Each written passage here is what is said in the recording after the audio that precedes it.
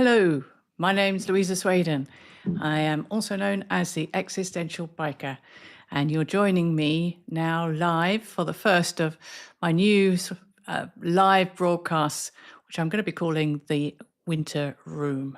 So thank you for joining me. And if you're here live or if you're joining me later on, thank you. So a little bit about me. So my name is Louisa Swaden. I'm a writer and I explore what it means to live well using a lens of philosophy, psychology, and also what the open road has taught me. And tonight, my theme is going to be very much seasonal along the lines of the winter season that we're in and the solstice, which is just approaching.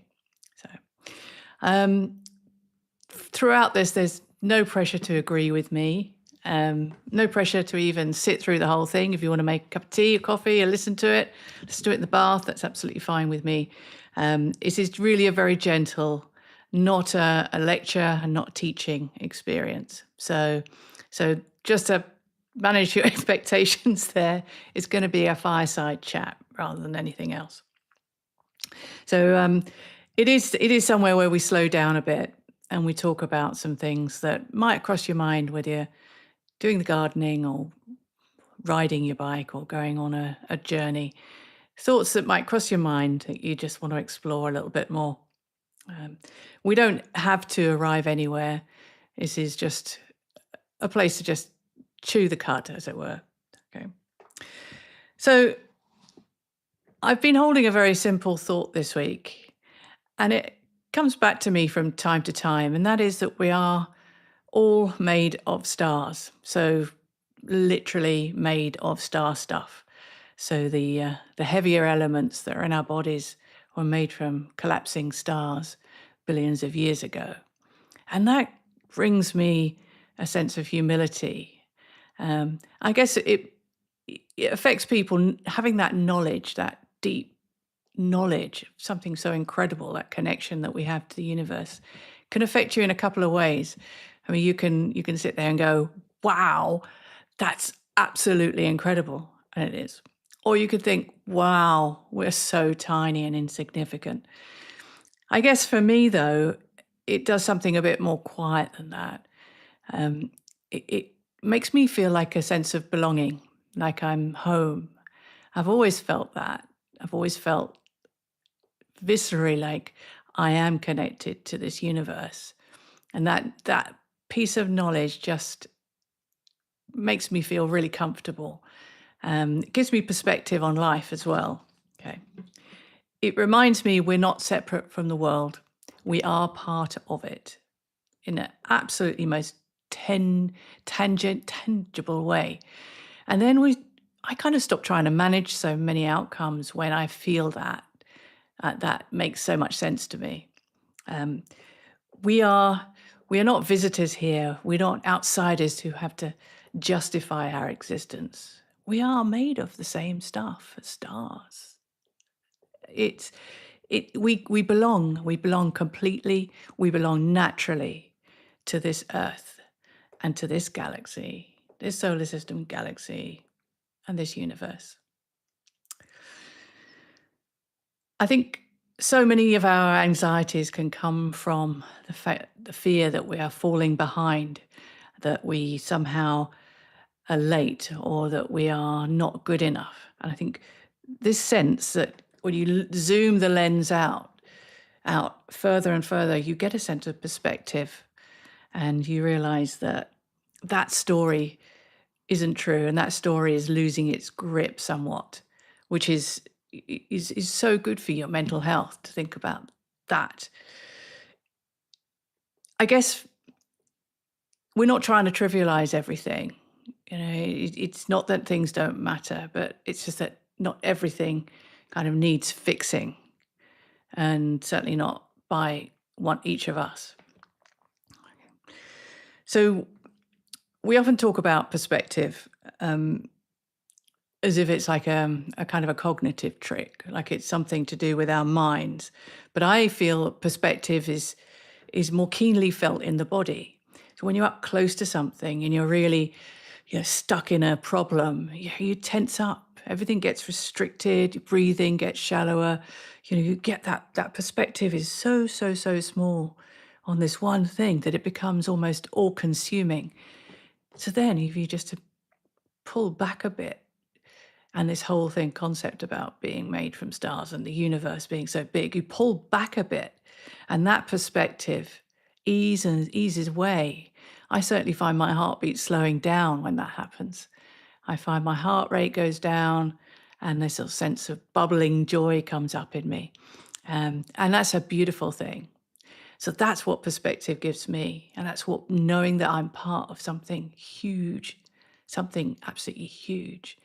And it wouldn't be the same without me either. As you take the laws, you take that matter can't be, energy can't be created or destroyed, right? So we have to be here. It just would break the laws of physics if you weren't here. It kind of makes me feel a bit kind of special in this insignificant way. See what I mean? So the nervous system tends to settle down when you get this perspective in place. The nervous system will settle down, and you'll feel a sense of proportion, I think, in life. That's how I feel. Everything is more proportionate. So obviously our problems will still be here.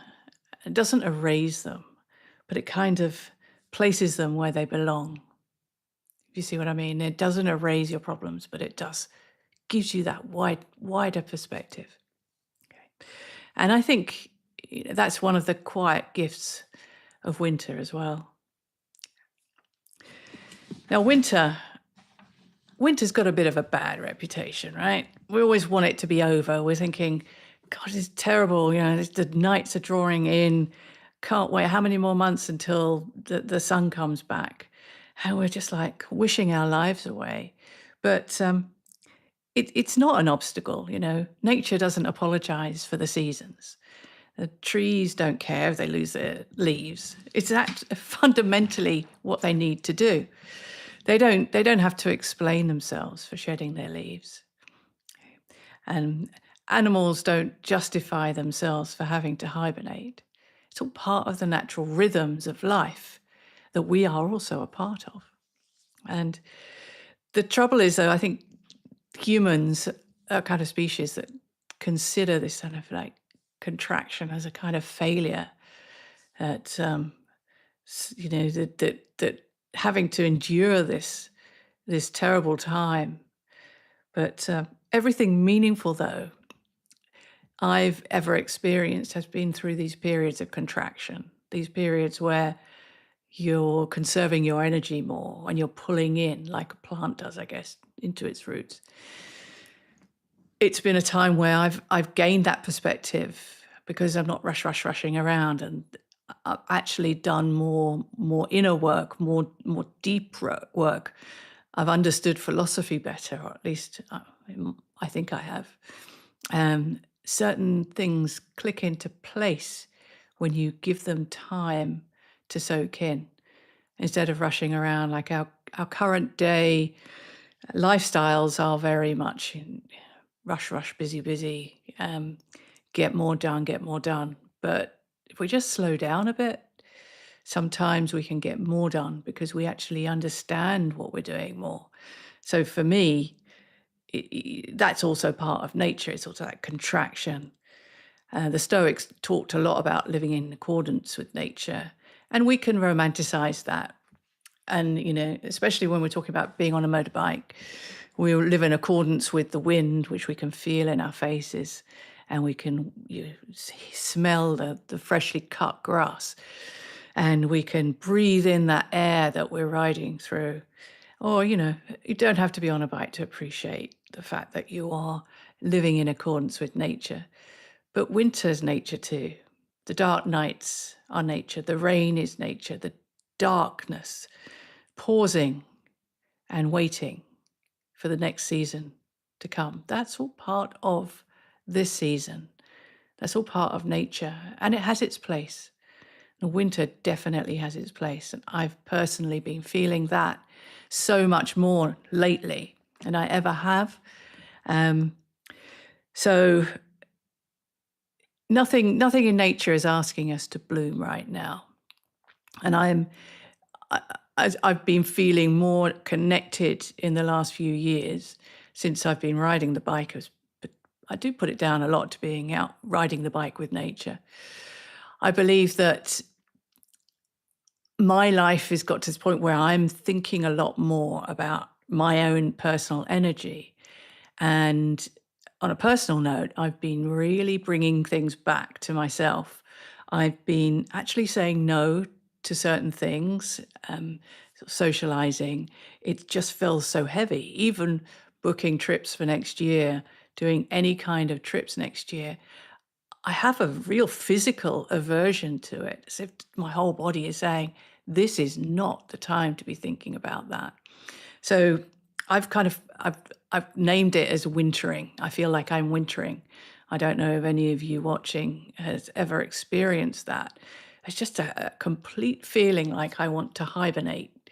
I'm not doing nothing. I'm not withdrawing, and I am keeping alive the important connections, but it's being more discerning about them. It's choosing where I put my energy. And I kind of wish I'd done it years ago. I wish I'd been a bit more like this years ago, instead of saying yes to so many things that I should have said no to. But we have this thing, this FOMO is a very real thing. And the idea that if you're not saying yes to something, you're falling behind or you're missing out. And that's something, unfortunately, that we've kind of have instilled in us, that if we're not doing something, we could be doing something better than this. But underneath all of that, this time for me, I felt this quiet certainty that I'm doing the right thing for my mind and my body. And I've actually been feeling more alive because of it. So, when I was first like this, I thought, what is this in my body that's rejecting going out and socializing and doing this, doing that? Everything feels so heavy. And at first I blamed it on myself, thinking, well, am I going to be a hermit? But I know it's not that now. It's actually more wise to listen carefully. More, I am still working, but in a different way. And it's a much more accordance with the season. I feel like there's a steadier voice, and there's a quieter truth emerging from my work. So it's definitely been worthwhile listening to myself, listening to my inner voice. So I would say, it's not being a hermit, it's not withdrawing, it's becoming aligned with who I am, becoming aligned with myself. And it's something I would urge everybody to look deep inside themselves at those areas where they feel they have to slow down, those areas that perhaps they're not attending to that bring so much joy in your life. Winter is a quiet time to discuss that with yourself, to have that conversation, and not just to feel guilty about what you're not doing, because you are doing something. You're doing something different. You're taking it inside and you're adding perspective outside. So that really does feel kind of deeply connected to why I started writing in the first place. It's something inside me, and it's so easy to get caught up in that trap of produce more content, do this way, do it that way. The algorithm needs this, the algorithm needs that. But you know what? Stuff the algorithm.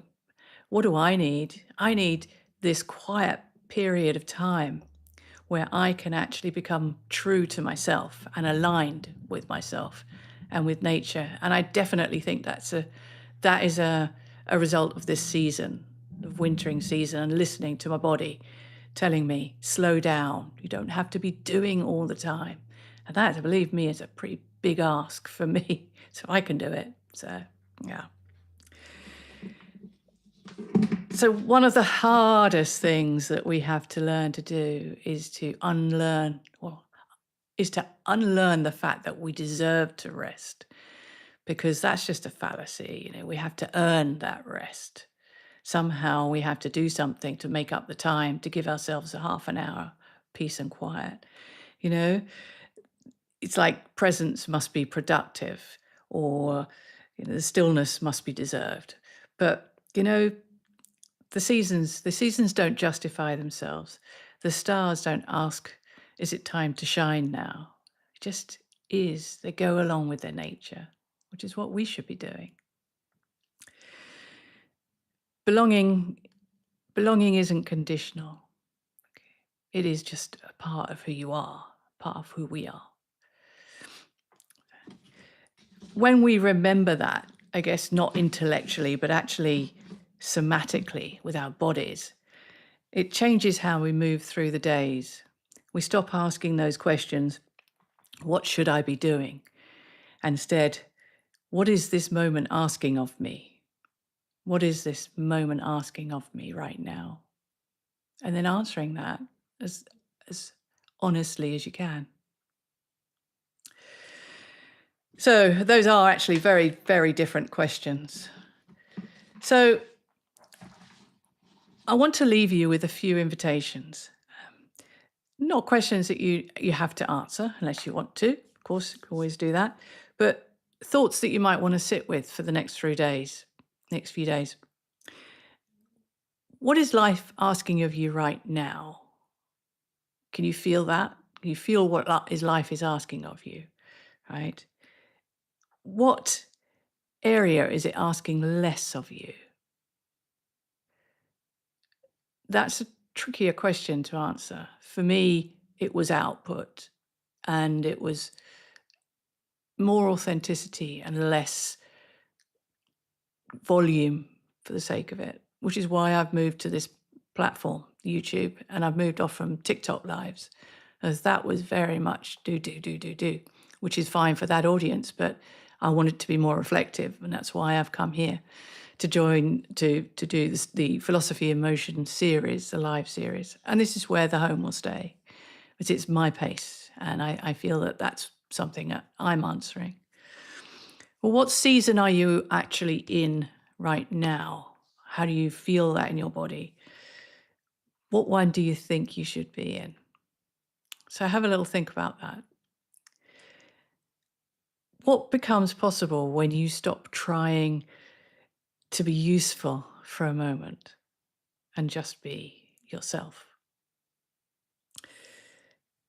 Just allow yourself to belong to this moment and stop trying to be useful. So many people have this habit that they don't feel that they deserve anything unless they're being useful. That's a fallacy. That's a fallacy.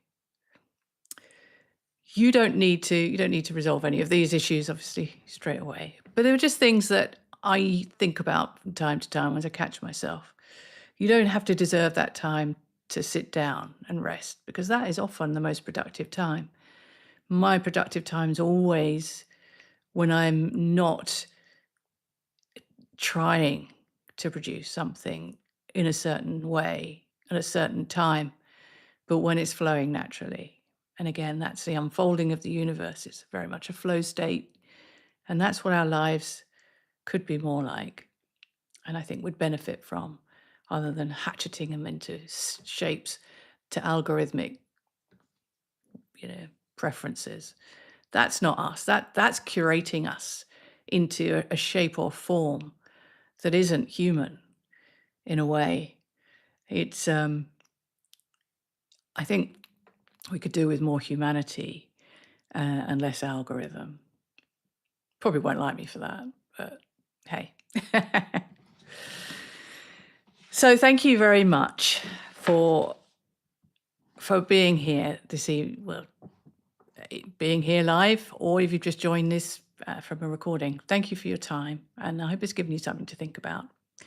For me, this solstice is definitely that. I shall be spending it relaxing and no wild partying, but I'll be lighting a candle, and I will be reflecting on the stillness of the season and how good it feels to be in alignment right now with myself, which is where I'm going. And I hope you are too. Right, so I'll be back again next week, same sort of time, 7 o'clock on a Thursday. and we'll be talking about another similar topic. And if you've got any ideas for topics, please feel free to contact me. And I'll be doing a Substack piece, a writing piece on Substack on the solstice on Sunday. So if you want to catch me there, that would be brilliant. Thank you very much for joining me. Appreciate your time. And life is precious. Don't waste the ride.